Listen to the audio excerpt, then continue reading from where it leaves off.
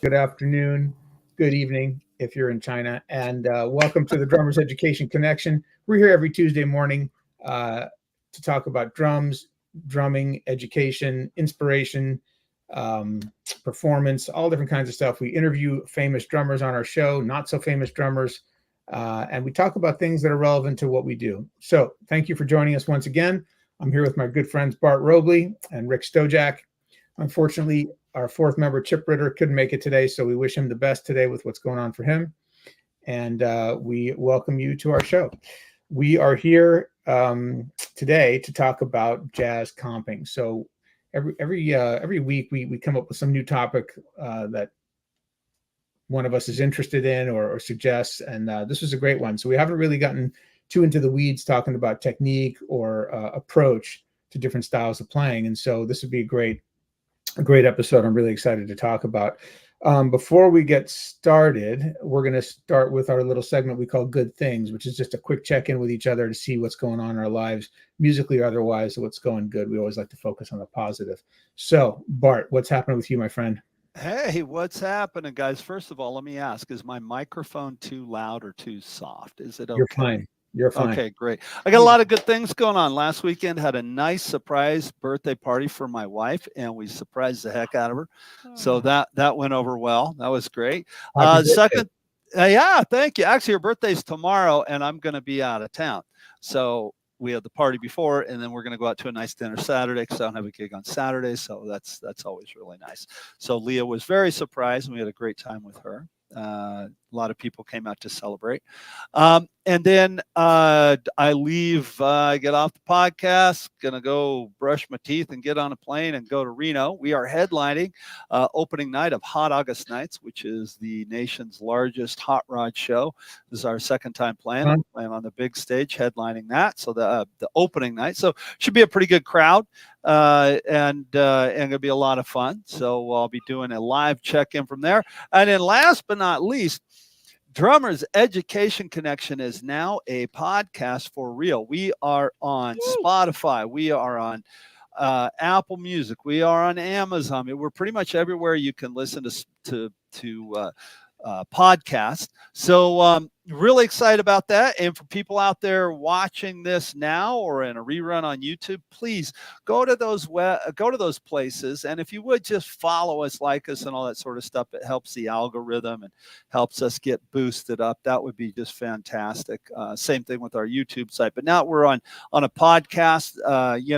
We would, listen to us while you're changing your oil or petting your dog or mowing your lawn or lifting weights or any of those things. So that's what's new with me and everything. What about you, Rick? What's happening with you, buddy? Bart, I'm glad you brush your teeth before you go on tour. Always. Well, that's when I brush my teeth. That's when I do it. Yeah. Oh, man. Well, so much good stuff happening. First off, I've got a Fred Rock hat. Fred Rock Fisher in Boise, Idaho. And I love that hat. It just doesn't go with my shirt today, so I'm going to wear this in the sun, Fred. So thank you very much. Other good thing is I've set up so many different cameras in this studio, and I've been videotaping, making drum videos for my students, and they are fired up. They're getting high-grade video at multiple camera angles, and it's just part of the lesson, and they're posting the videos. And it's sort of like turning into this sort of big promotion that they can use. So since I don't do recitals, it's sort of their version of a recital. So that's really exciting. And then that's been leading to lots of really nice Yelp reviews and Google Business reviews. So there's some tips there for drum teachers. All that stuff is working big time for me. So what about you, Jeremy? That's a great service you're providing there, Rick. A lot of people who are just getting into it or have been playing for a couple of years, they want to post stuff, but their audio is not very good. Their cameras are bad, or the acoustics in their room really bad. So they can just come in your studio during a lesson and say, "Hey, let's make a 2-minute video today and make a drum cover," or you can do their own instructional video. I think that's awesome, man. Good for you. Yeah. Thank you, Jeremy. And then what's happening too is then they'll film one week and their drum cover and it'll be okay. and then they'll really go and practice Right, to get ready to refilm the drum cover. So a lot of those are up on my Facebook. You can start seeing those popping up. Yeah, I've seen a couple of them. They're terrific. Yeah, well done. I have too, and I like that. I like that it's an inspiration to them because they listen back. They're like, it's okay, I could do better. And then now let's hit it hard in the practice room. Yeah. You get back to Rick Stojak drum studio and you recut it, and next thing you know, old Jed's a millionaire. Well, it's all because of D.E.C, honestly, guys, because it's all about, we're trying to make this show better because people have supported us and encouraged us. So how can we make it better? So it's always every week, 173 episodes still in, trying to fix up the technology. Right. And so that technology, which is the same technology for online lessons, is now working this way. So it's all lifting up. It's very cool. Excellent. That's great. Well, for me, we just came back from a couple of short vacations with my wife. We had a great time up in Healdsburg on the Russian River, really relaxing, some kayaking, some swimming in the river. Just had a lovely time, and so important to get away and recharge. This is my second weekend in a row without gigs, and it's like, oh, it's so nice to have a weekend. I forget what that feels like. So nice to have a little break. Feels like summer, and then coming back to it next week with 3 gigs, and back to it.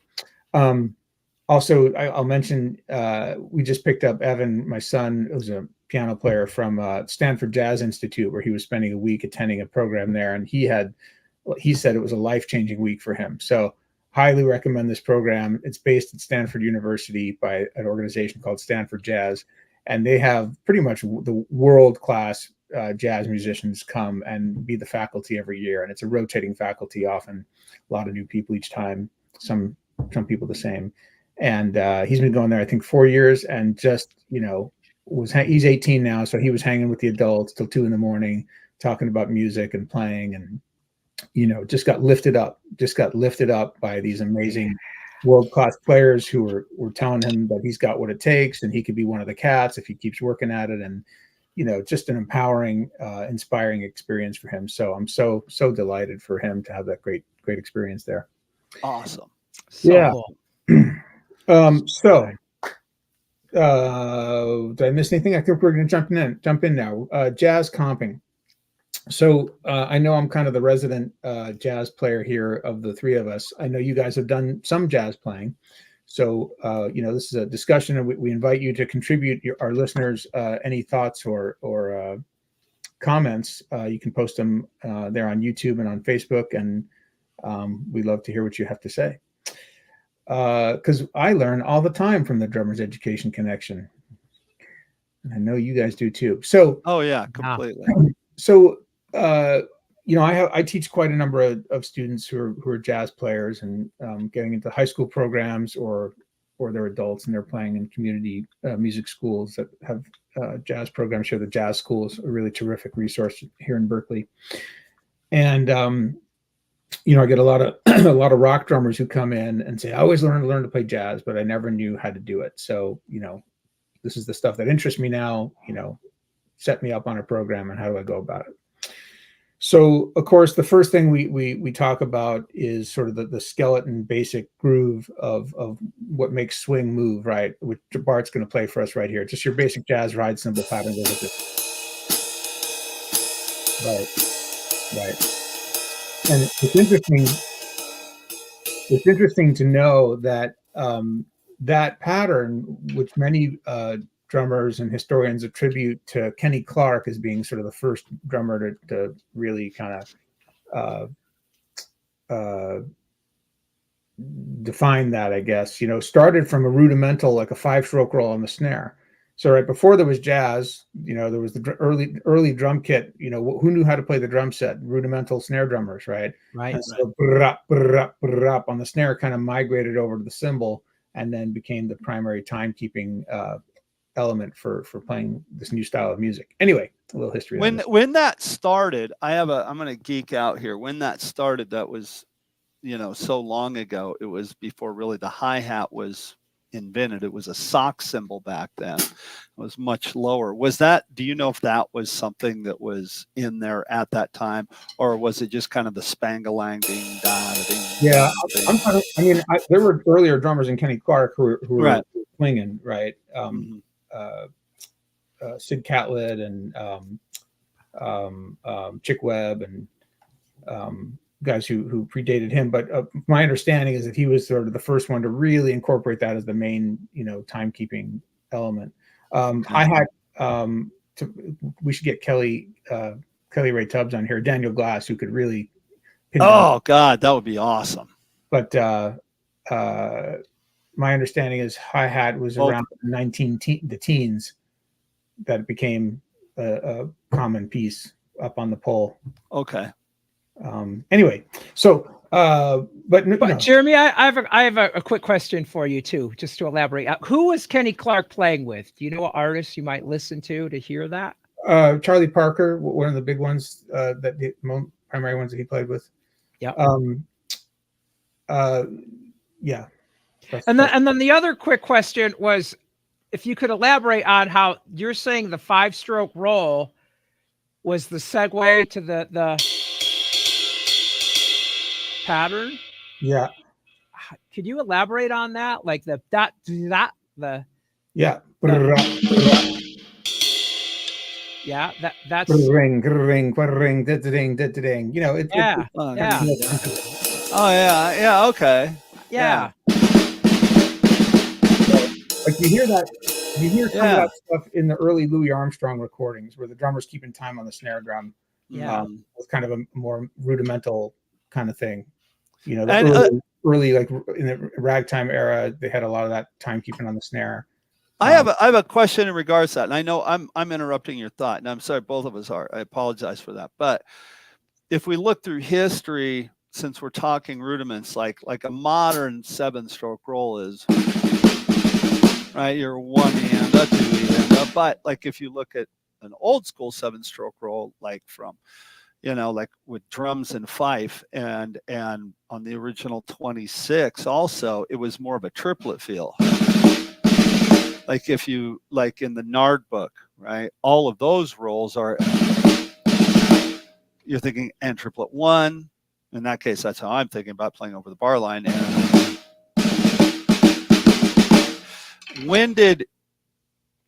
was the 5-stroke roll approach more like that too? Was it approach more of a triplet feel, or? I don't know.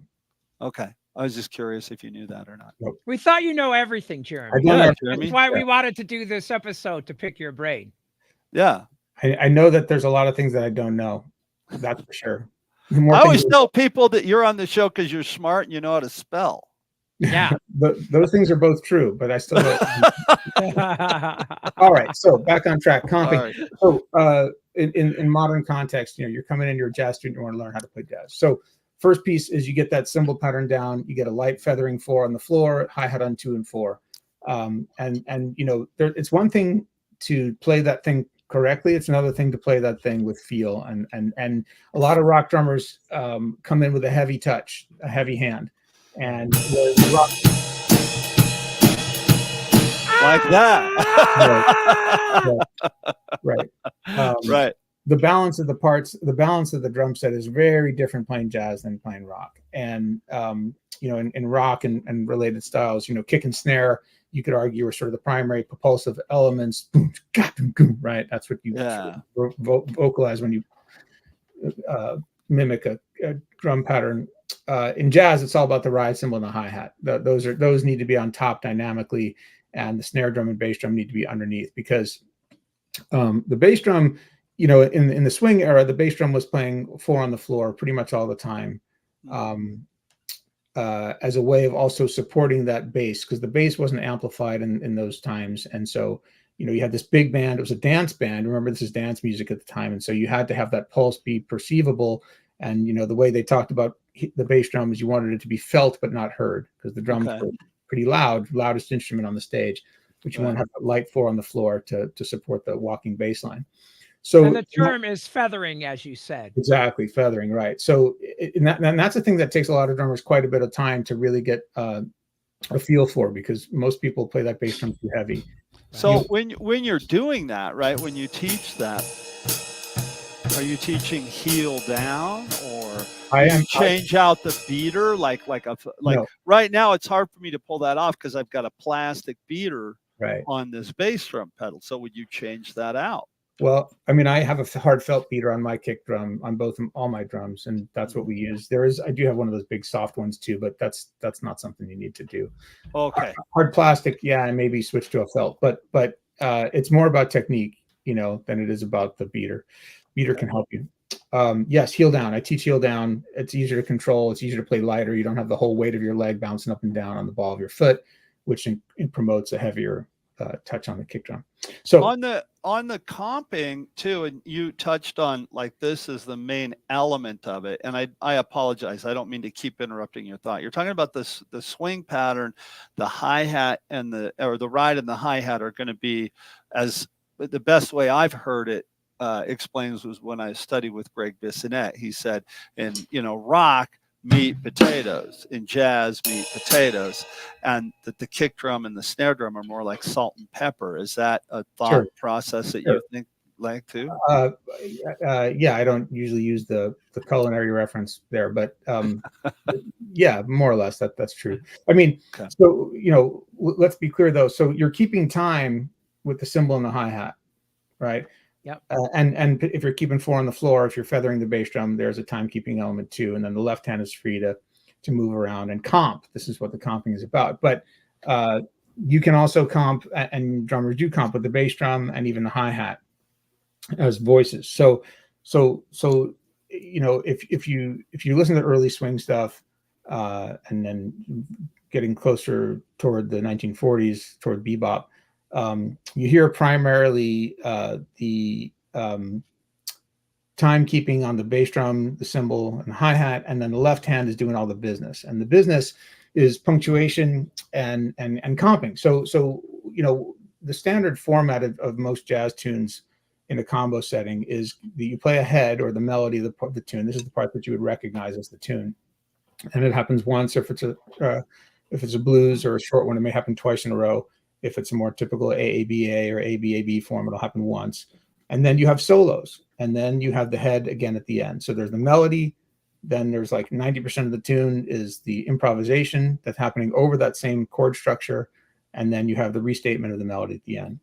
And it's interesting to think about that format because, in swing, when the music was all, arranged and 85% of it was through composed, meaning everyone had specific parts they were reading off a chart, and there were small short solos in the middle for improvisation and for soloists to do their thing, and then when music, and that was again society music, dance music, popular music of the time, and then think Cotton Club and Duke Ellington and Count Basie. And then when the music moved into smaller groups into the bebop era in the 1940s and into the 50s, the music became much more about soloing and much less about arranging, right? So you'd have like loose, is just structures of melody, and they'd play a melody, and even then they might mess around with it, and then it would be all about the solos.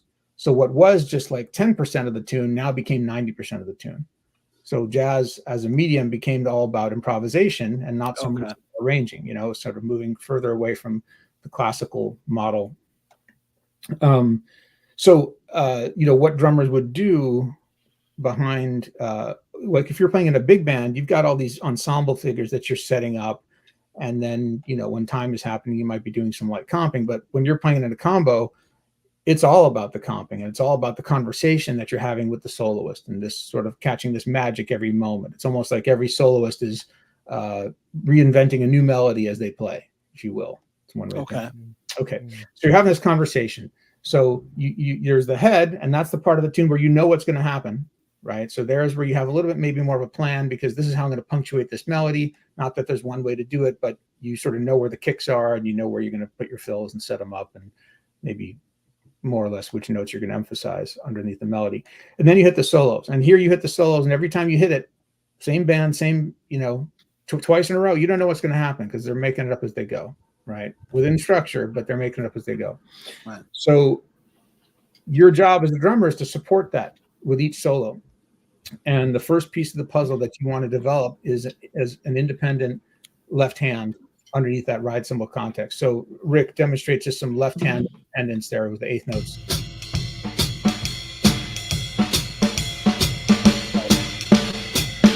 Right.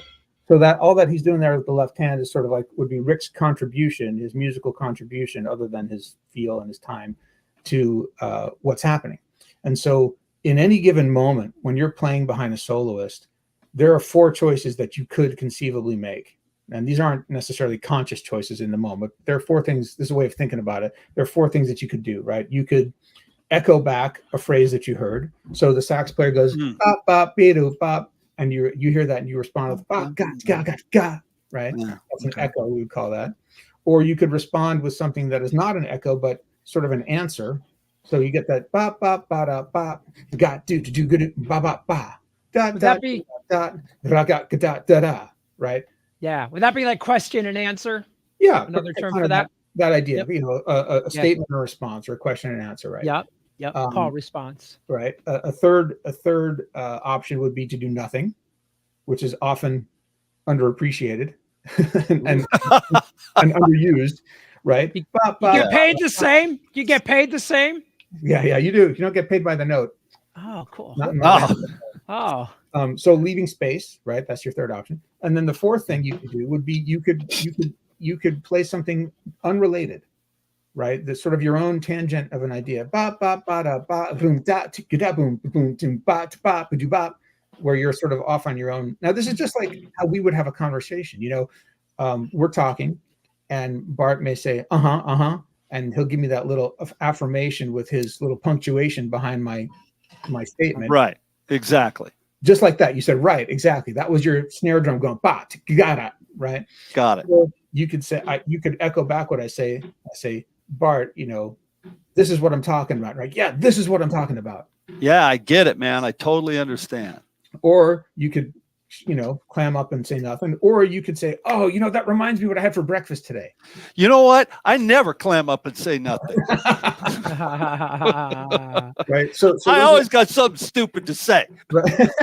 So you're saying it's conversation, but not just talking, it's instruments conversating. That's right. Of course, conversing musically, instrumentally.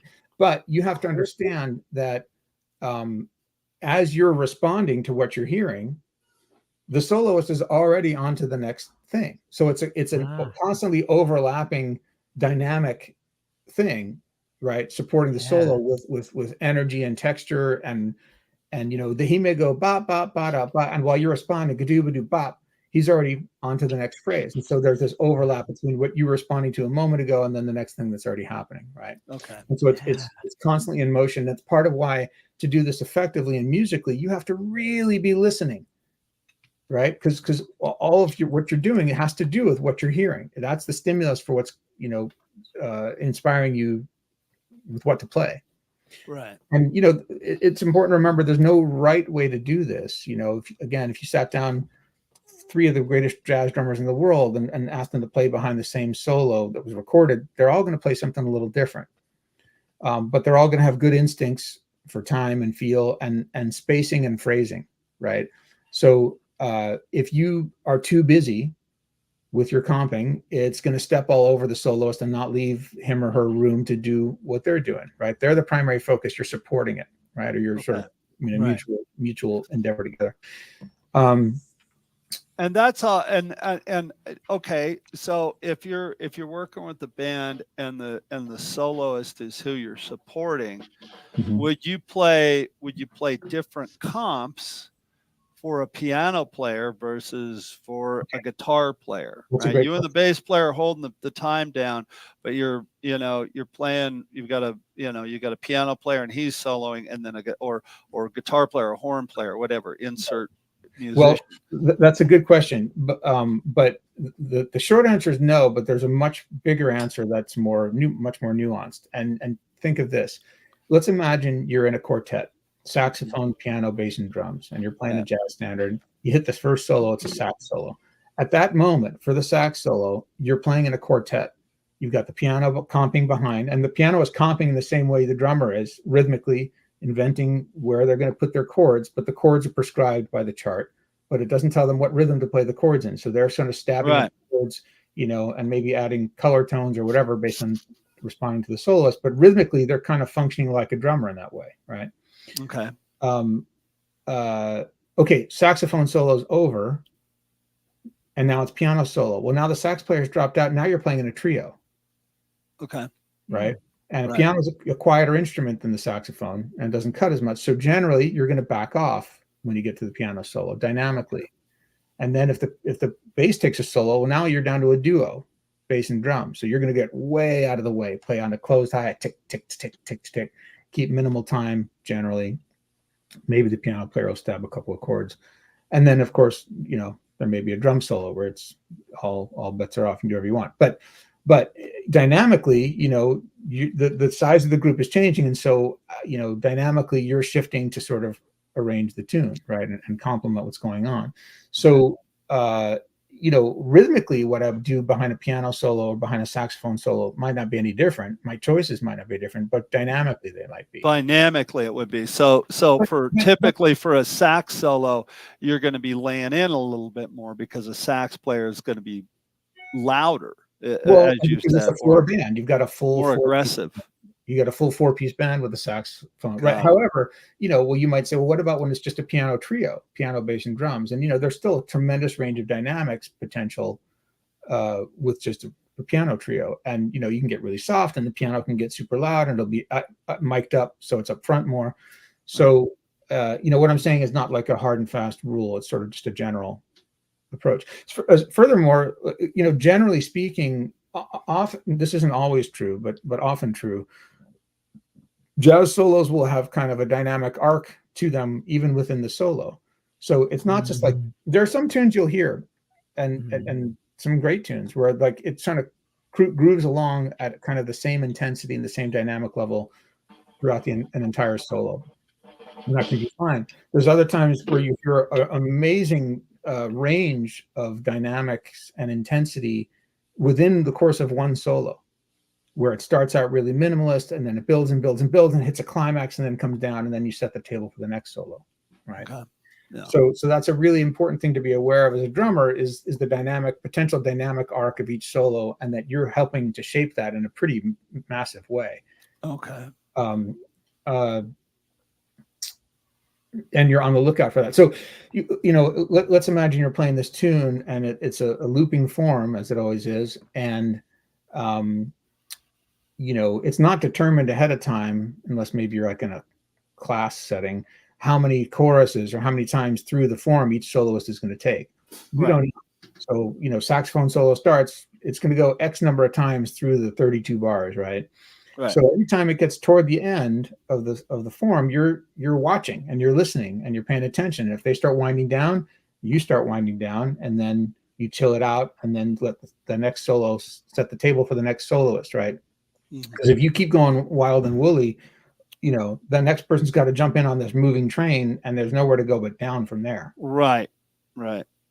So a lot of times you'll hear that shape of the end of the solo sort of chill out. The drummer backs off. Often will change cymbals. So a lot of jazz drummers will set up with 2 ride cymbals, and this is you can crash them because they're washy. Many won't even use a crash cymbal at all. And then having 2 allows you another alternate sound, so that when you want to change the vibe from the trumpet solo to the piano solo, or the sax solo to the guitar solo, you just switch ride cymbals, and it feels like you're pairing a new wine with the next course of the meal or whatever. Okay. It's so there is a culinary part. There is a culinary thing. Right. You're right. Yeah, it's fun to go to a China cymbal occasionally. No, never in jazz. Never. I don't. You don't do that. I don't own a China cymbal. Oh. So I never do it, but I've heard it done very effectively. Yeah, once maybe. Generally, that China cymbal, man, it's so aggressive. It's too so much. Jazz ride cymbals are mellow, right? Yeah. They're warm, and you're trying to like make this blend in this sound. I had a friend of mine who's a band director at a high school. he says that when he's auditioning drummers for the program, he can tell where they're at as players within 30 seconds. Mhm. And not because of how much vocabulary they have or anything other than the way they make the drum set sound. Mhm. Mhm. And because he sort of believes that as you get better, you command a different sound of the instrument when you're playing jazz, and you can tell how refined a player is by how refined their sound is. And I think there's something to that. I think that carries over. I know we're talking about comping and jazz today, but I'll give you a perfect example. I think it carries over into rock and roll as well. There's, and we play Whippin' Post by the Allman Brothers Band. And that is a really challenging song. You're talking about, you're in 11/8, and then you go into 12/8, and you go into 6/8. You got to have a calculator to get through the tune. And when we get to the solo parts of the song, it's exactly what you're saying. All bets are off, right? We might go 12 bars, we might go 32 bars, we might go 64 bars. It depends on how that guy or that guy or that guy's feeling. And you have to have big ears. You have to really listen to what they're doing. And I will change from my ride cymbal to maybe I'm riding on the crash cymbal, and then certain parts of the song I'll play the groove on the rims, Right.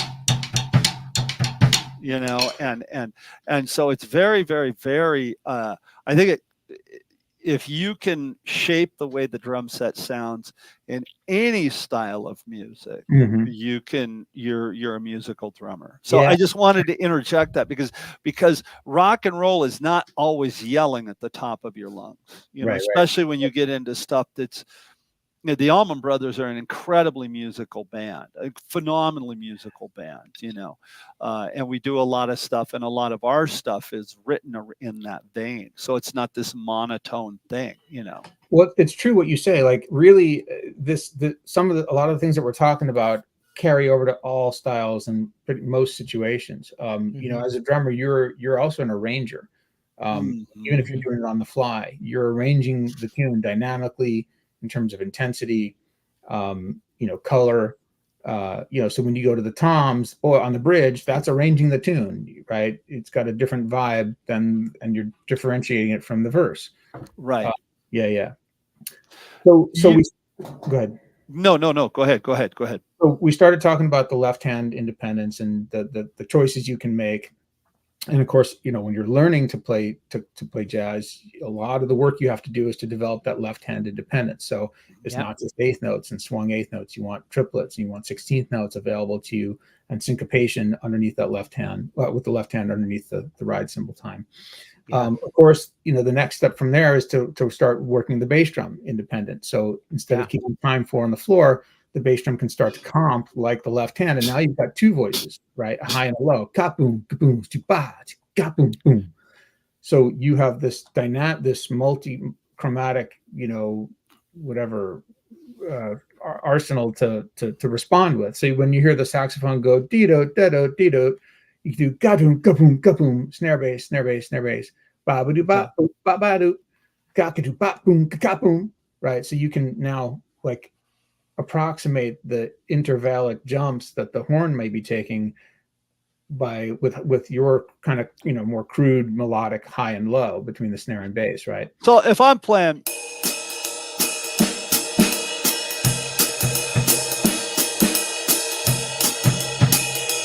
I'm just keeping time here.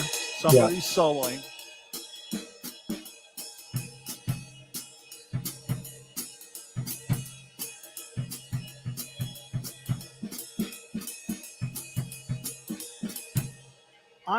I'm keeping my time here, but I'm listening and calling and responding, answering, talking between my snare drum and my bass drum to the sax player, to the piano player. Right. Okay. I mean, beyond it goes further, right? Depending on who you're listening to and what era of jazz you're hearing. So like Max Roach and Roy Haynes, like they started to unglue the hi-hat from 2 and 4. And now you had a third voice, right? You had the cymbal keeping time with now 3 voices potentially moving around. And then you hear, and then of course, you know, in the bebop stuff and the up tempo stuff, you hear the ride cymbal moving around, so it's no longer just ding ding da ding ding da ding, but it has its own dynamic, changing spang-a-lang moving pattern where you're moving the skip beats to different beats instead of 1 2 3 4 1. With the skip beats always on the second and fourth, you might do 1 2 3 4 1 2 3 4 1, where that skip beat is kind of roaming around. So when I was studying with Ralph Humphreys, I'm trying to remember. He said that Joe Porcaro used to, and if somebody's watching and they know the answer to this, I'm really trying to remember. I think he used to say, door, shut the door, shut the door, door, shut the door, shut the door. And he would turn it around, which I didn't do a good example of it right there because I'm trying to remember. Yeah, but yeah. it was that type of phrasing to where you don't, it's exactly what you're saying, correct? I'm hearing you right. Yep. Okay. So, Okay. I mean, you know, we don't start with that. That's advanced, right? We start with just a right. cymbal pattern, left hand independence first, then some right foot, and eventually left foot, and eventually, you know, changing up the right hand pattern as well. And so now, you know, with all 4 potentially moving pieces, you've got lots of much more dynamic, you know, playing. Voicing. I mean, that's right. So if you're, when would you who you're listening to and what style of jazz and what era you're listening to as to what kind of stuff you hear. The more modern stuff is more broken, you know, and more pieced together. And you heard drummers throughout the arc of the history of jazz changing things and the way they would approach playing. Like Elvin, you know, he didn't just sit ding ding da ding da ding on the cymbal. He played in triplets constantly. You know, and this much more dynamic way of comping that fit perfectly with what John Coltrane was doing on the saxophone. You know, it was much more like kind of dynamo. Like, so you're playing more of a triplet between the 2 hands, you're saying?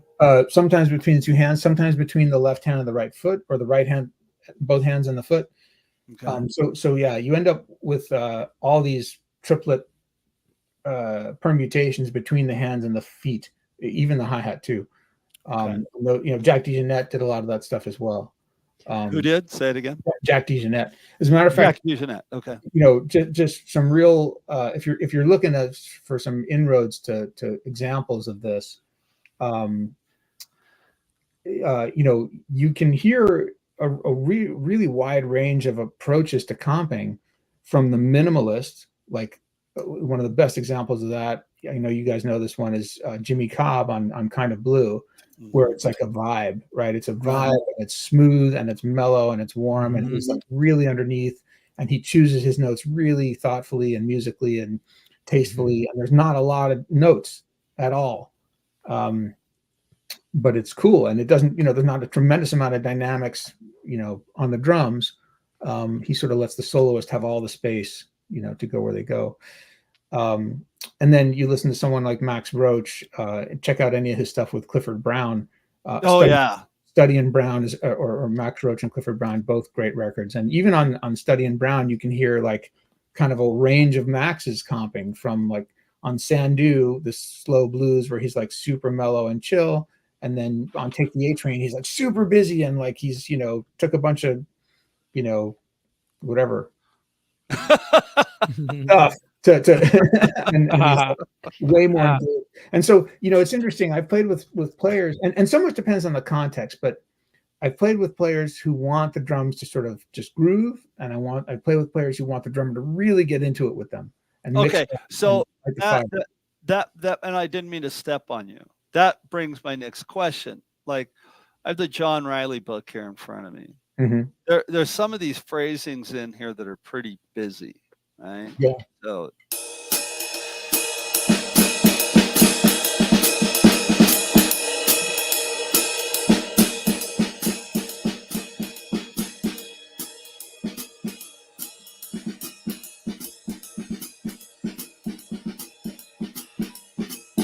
when are you going to get in somebody's, can you get in somebody's way with that? I mean, are you going to be stuck? Like, when do you know to play that busy like that? When do you know? Is it just an instinctual thing? Yeah. Is it you just, okay, not to play that because you're going to piss off the piano player? Is that when do you know not to do that? No, it's not like that. It's just like having a conversation, like how do you know when to just say, yeah, cool. And when you say, oh, and then you go off on a long 3-sentence, contribution, right? I mean, there's no rule about how you respond to somebody. Yep.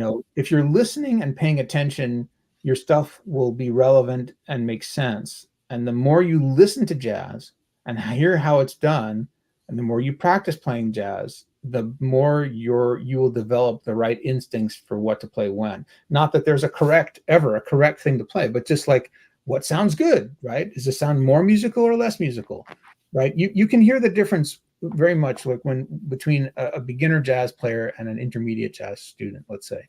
The beginner jazz player kind of throws in the left hand punctuation randomly. It's like it's like you just chirping in with stuff just at random times when I'm speaking, and commas are in weird places and exclamation points are in weird places or whatever, versus someone who is listening and has reference points for having heard this done very well from having listened to a lot of jazz and practiced at it. And then there's kind of more of a pacing and like a little more logic and musicality to your comping. But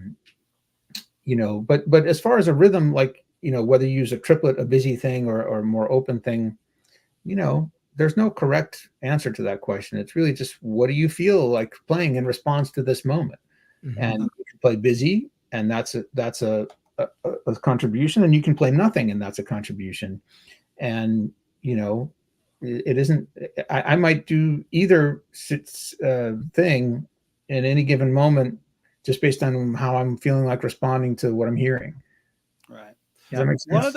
One of my favorite jazz records recently, it's probably 10 years old now, 15 years old, but a more recent artist, I should say, Diana Krall, Girl in the Other Room. Half the records Peter Erskine, half the records Jeff Hamilton. And oh my God, that record is just, it's the perfect example of like exactly what to do on a jazz blues record, because the playing is so musical and they're so tasteful that they never get in the way. They just don't get in the way. It's always supportive and it's always very musical. And I think that's the way, but both of those guys are known for that. Both Hamilton and Erskine are just known for being super musical players, Right. I've had a lot of students who are not really into jazz or not really familiar with jazz, and they're starting to take a little bit of interest as they develop their drumming, and they realize that a little bit of jazz drumming is going to go a long way in their rock drumming. Yeah. And they realize the connection between everything. But you say, well, what's the entry point? And you mention all the stuff, Miles Davis, the John Coltrane, you mention all that stuff, and it might be a little heavy for the ears. Okay. So I've had a lot of luck just introducing them to some music that has swing feel, like some roots rockabilly stuff, like listen to some Elvis or any of those old school artists. And then the retro swing artists, like all the work that Daniel Glass did with Royal Crown Review and that whole 90s retro swing. I think it's more palatable for a person who hasn't really evolved the ears and the taste. So I would suggest listening to some of that, or at least I've had really, really good luck. And then it's a segue into the other stuff. So what do you say to listen to, Jeremy? I don't totally agree with that. I mean, not that that's a bad thing to do. Like that's perfectly 100% cool. But I don't necessarily feel like you need a bridge to get to, Freddie Freeloader, which is a sort of really smooth swinging tune from Miles Davis on Kind of Blue, to enjoy and dial the feel in. And matter of fact, one of the assignments I give, in that first lesson of playing jazz, where we get him playing ting ting ting ting ting with the snare drum on 2 and 4, is just, okay, this week go home and play along with Killer Joe by Benny Golson or Freddie Freeloader by Miles. One of these sort of easy just do that, and don't worry about any punctuation or comping or nothing. Just get the feel, get the sound of the drums, get the comfortable swing, the pocket, right? Just it's like, do that for a week before you worry about moving the bass drum around. Would you during Freddie the Freeloader, okay, great piece of music, would you tell them to start feathering the kick in there, or would you just say get the time, the time meaning the hi-hat and the ride cymbal? Would you tell them to feather the kick drum in there? Yeah, I would. I mean, they're not going to come in having mastered it in a week, but at least it gets them thinking that like what they're going for, as opposed to just banging away. I got the time good, but the feel is awful, right? No, yeah, right off the bat, feather the kick, bring the ride cymbal up, snap the hi-hat, shut it quickly so you get that snappy staccato chick on 2 and 4, heel up off the hi-hat pedal.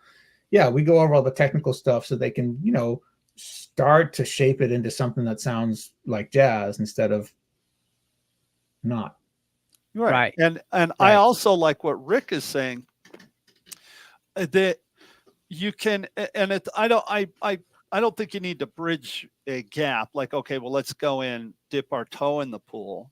I do. Personally, I do. For a lot of my people, that's just a fact. I got to go Miles Davis, and they're going to go, I don't want to listen to that.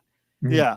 And that's my live experience. So just for me, I think for everyone. No, and no disrespect meant to you at all. I didn't even mean it that way. That's not what I was going to say. I don't think you need to. For me, I don't need to dip my toe into the pool. It's like, okay, listen to Miles Davis, and then go listen to I Know a Little by Leonard Skinner.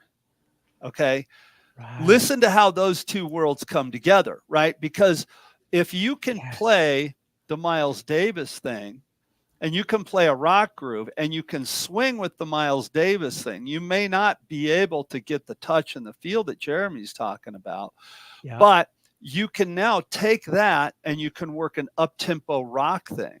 You can play Jailhouse Rock, you can play I Know a Little by Leonard Skinner, and we can sit here all day and go into rock songs that swing. A lot of people think that metal doesn't swing. Well, metal does swing. There's a lot of metal songs that are based on triplet rhythms. Right. But I think I remember when Alex Cohen was on the show, he said, I don't care what you're into, the greatest metal drummers in the world, you've got to go through John Riley's book. You have to. It's an independence thing, and I think to teach the students to say, okay, look, hip yourself to Miles Davis, hip yourself to, all these jazz guys, and it's going to make your rock playing better. Sure. Well, and it's not, one of the jobs we have is to introduce students to things that they wouldn't otherwise listen to.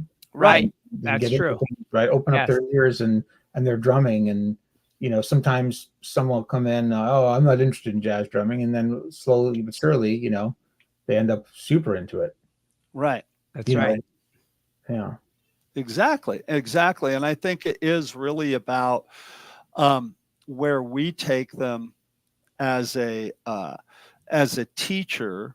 Where do we, how do we introduce that? Do we, if you hate broccoli and all I'm doing is shoving broccoli down your throat, well, you're not going to, you're never going to like broccoli then.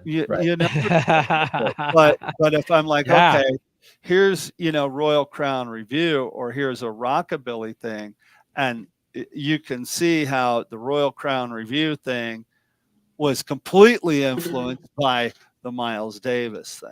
Here's some broccoli flavored ice cream to start. Exactly. Yeah, exactly. That's the point. That's it. Dip your broccoli in the ice cream. Yeah, no, so no, I wasn't saying, and I even tell my students, like when I start introducing them to jazz, I don't want you to become a jazz drummer, but look, let's face it, music does one of two things. And I've said this on the show before, and we can have conversations. Well, it really swings or it sort of swings. But music either drives or it swings. I mean, and if you can't swing, you're cutting your options of what you can play in half. Yeah. So the more you're able to understand Just because you don't want to do it, that's fine, but the more you can understand it, the better you're going to be as a player. I would say, I agree, but I would say that music, swinging and driving aren't mutually exclusive. I think you probably agree. Like, Tony Williams would drive the crap out of the band, Right. And he's swinging his ass off. So no, I'm saying square notes versus swung notes. You know what I mean? You know what I mean? No, and Buddy Rich too. Buddy Rich swung his ass off and he drove the shit out of the band. Right. But I'm not saying that. I'm saying music either is a squared out, thing, or it's a swung thing. And again, I know. Or in between. And yes, that's a whole other conversation,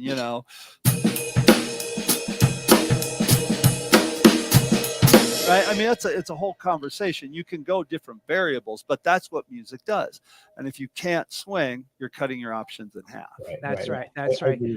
I would recommend everybody check out Daniel Glass's DVD series called The Century Project, where he tells the evolution of the drum set in America and how the evolution of the drum set tells you the evolution of American music, which also tells you the evolution of history of America. And you'll see that everything is really, really connected. And I think that's the theme. We've just had some different like thoughts for everybody to share on how you could approach this.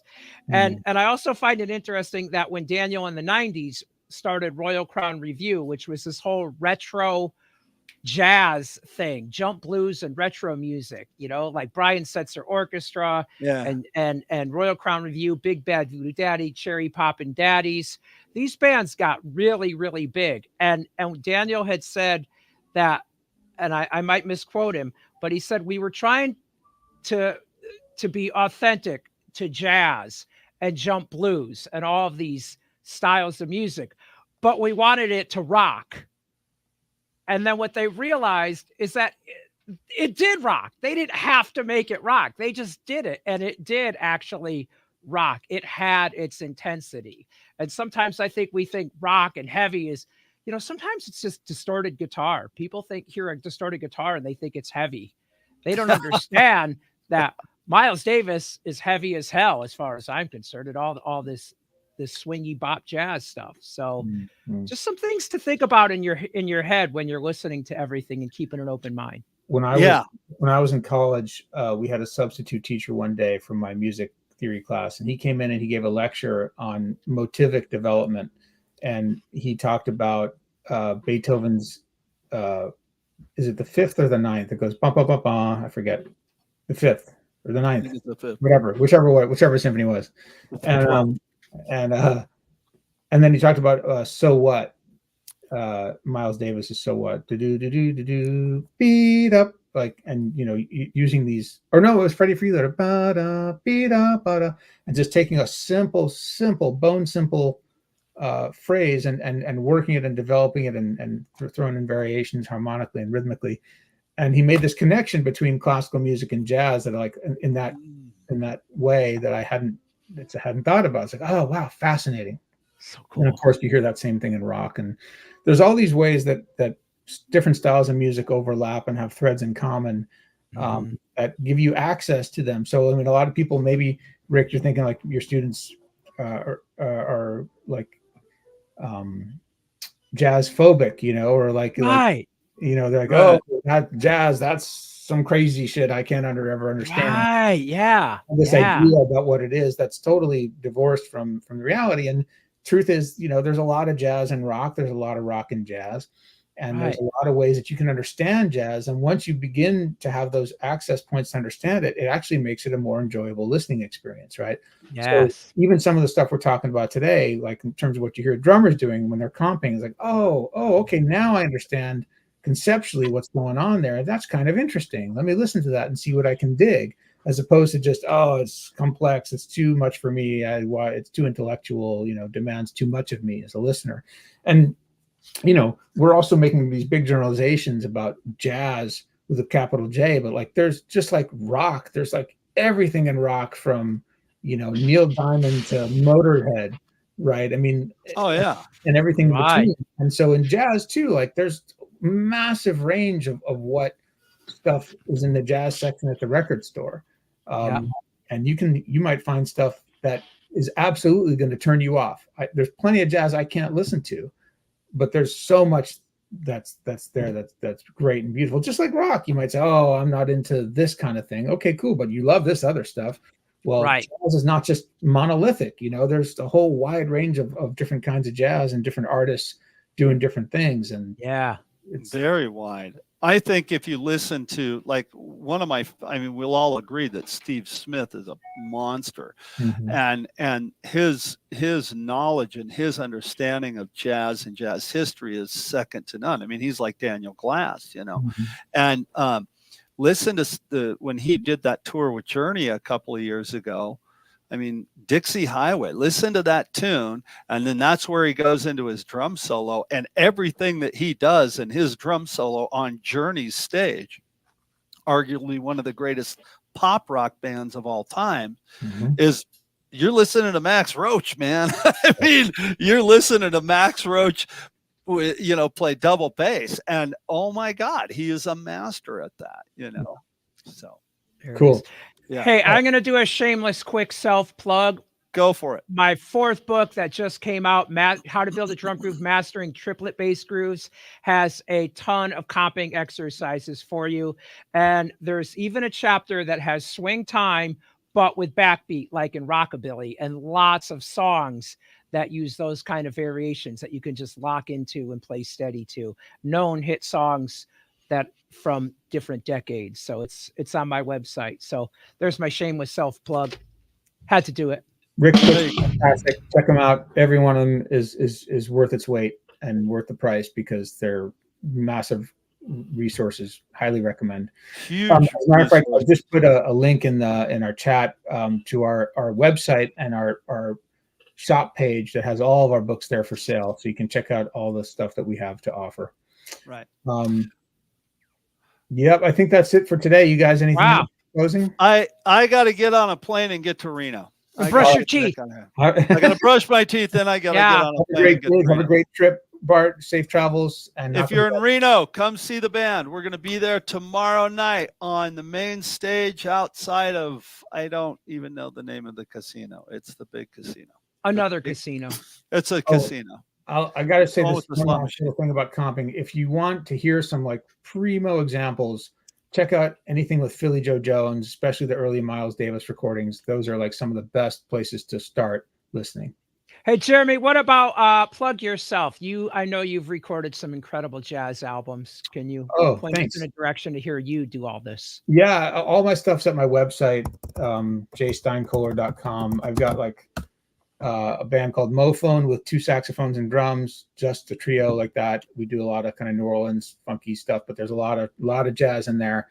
I have a J. Steinkohler quartet album that I did years ago, with a lot of original compositions. I played recently with the Erica Oba trio. We just put out a jazz album a couple of weeks ago, and that's up there. Yeah.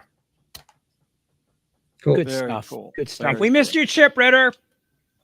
Chip, we'll see you next week. Yeah. Thank you guys for everything. And all right, let's bring this up. Rick, give us some swing, baby. All right, I'll give you some swing with backbeat with a little double kick.